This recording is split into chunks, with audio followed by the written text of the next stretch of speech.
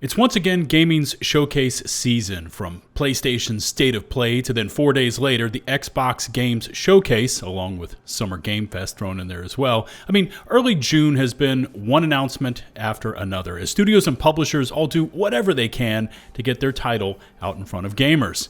But sometimes, when you don't show up to the reveals and make no announcements, that speaks just as loudly. And such is the case with Starfield. A lot of people had early June marked on their calendars for new gaming announcements and reveals, and in the case of Starfield, this was the very moment that many thought Bethesda would not only show off something new for Elder Scrolls 6, but also to put something out there for what could be coming for Starfield. And there was nothing but silence, which is what I want to take a look at today. Coming to us from Paul Tassi and a new Forbes article entitled "The Reason There's No More Starfield DLC," Tassi lays it all out for us, essentially calling it early with his parting statement, "Starfield's done." Now, if at any point you feel like supporting the channel and content like this, please hit subscribe and ring the notifications bell to stay up to date on my latest uploads. And now, let's get into what's been going down with Starfield.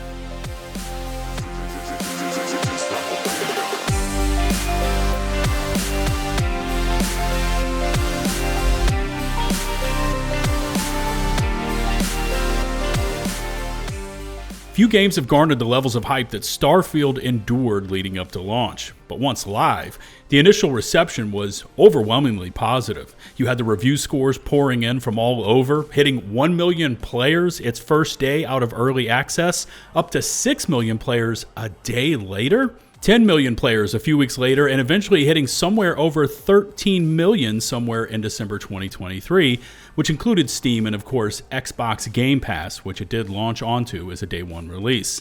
Now, I don't want to travel too far down memory lane here, but you had the likes of Phil Spencer, head of Xbox, praising the release and sales of the game, claims that it helped spike Xbox console sales and so on. And in general, Xbox could not have been happier with the sales and subsequent revenue generated from Starfield. But as they say, that was then, this is now, and the climate towards Starfield has shifted dramatically. There's, of course, a ton that has happened since then and now. Bots came into Steam chat clapping back at negative reviews. A once enthusiastic modding community has slowly walked away from the game. Creations Club pricing and quality snafus. And, of course, the crash and burn known as the Shattered Space DLC, leading to a Bethesda game that, unlike, say, Skyrim, has not formed the insanely tight bond between game and community, with current Steam player counts hovering in the mid-4,000s for PC, while also, despite it being free to Game Pass subscribers, it currently sits at 107th on the most played Xbox charts for May 2025. So with the table set with all of that context, let's next dive into what Tassi had to say in his article.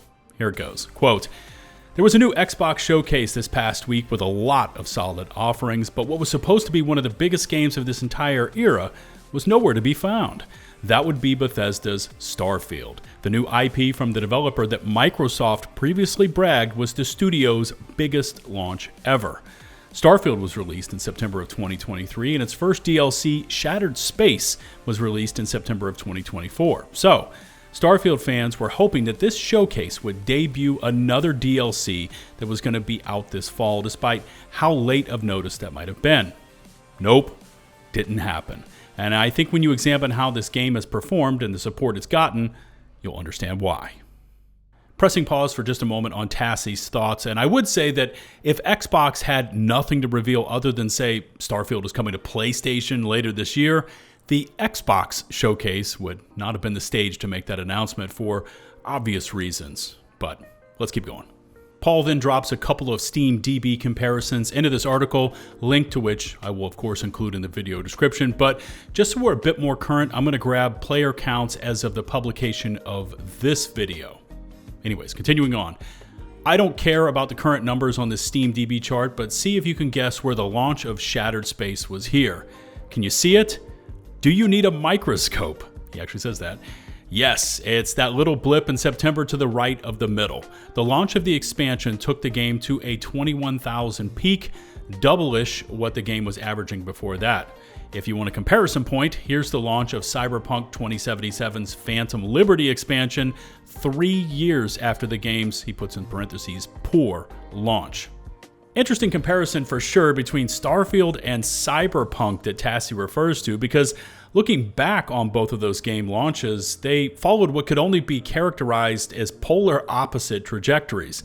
Starfield fired out of the gates and it gained altitude at an incredible rate, whereas Cyberpunk launched, fell off badly due to performance woes, went through a PlayStation Store delisting, don't know if you remember that one, it also went through an investor's lawsuit and so on, but credit is due to CDPR. They spent the money, they put in the grind time, they invested, and they got Cyberpunk revitalized, and now look at it. Still alive, a new update already announced for later this month, overwhelmingly positive review scores on Steam, and the sequel already is in pre-production.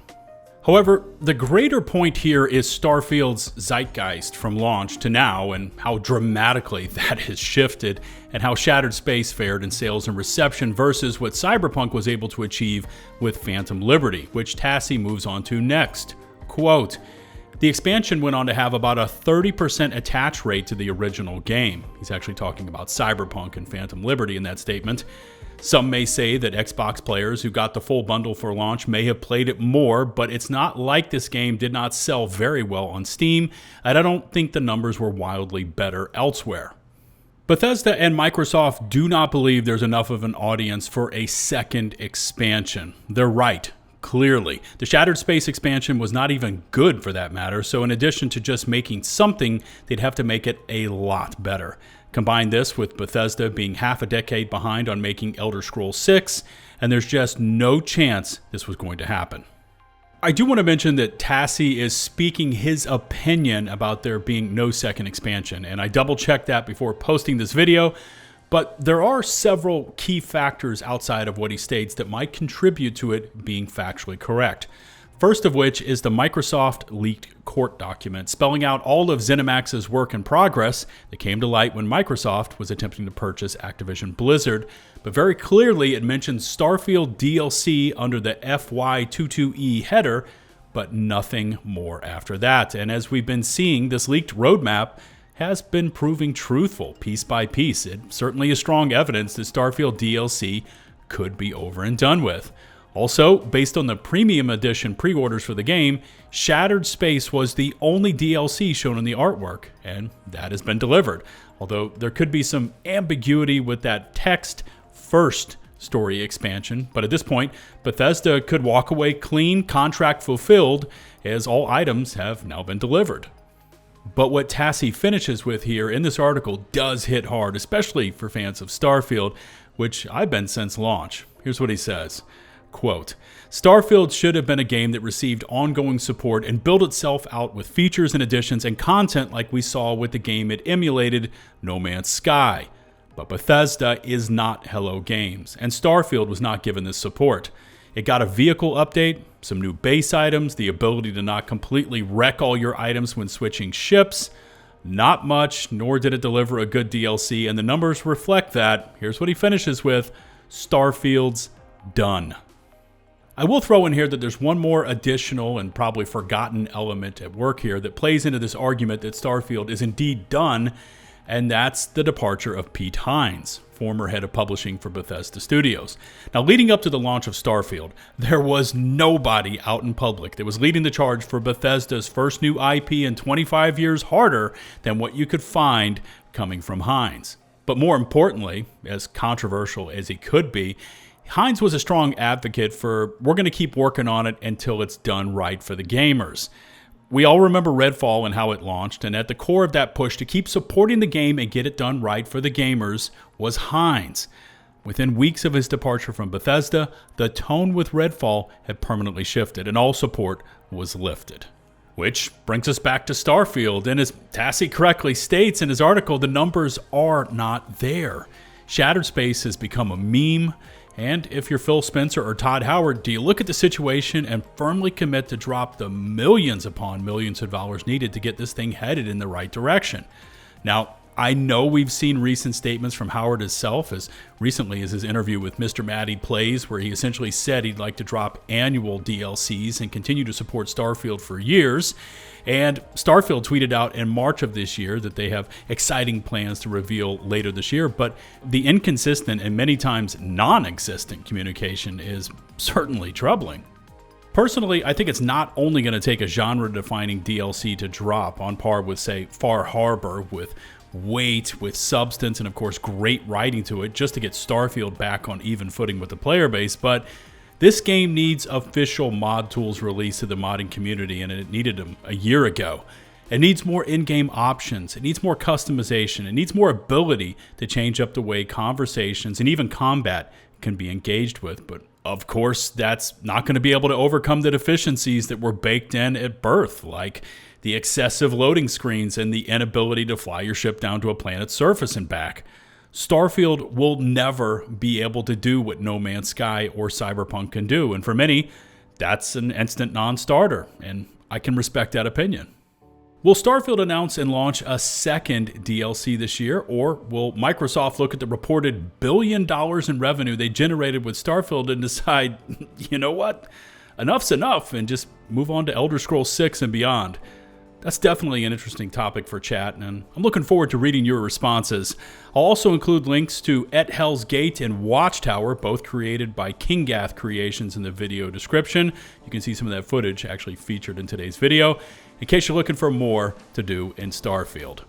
Remember to hit subscribe and to stay up to date on all the latest with Bethesda and beyond. A massive thanks goes out to our current channel members. Without your support, content like this would not be possible. And until the next one, this is LtBuzzLitebeer, signing off.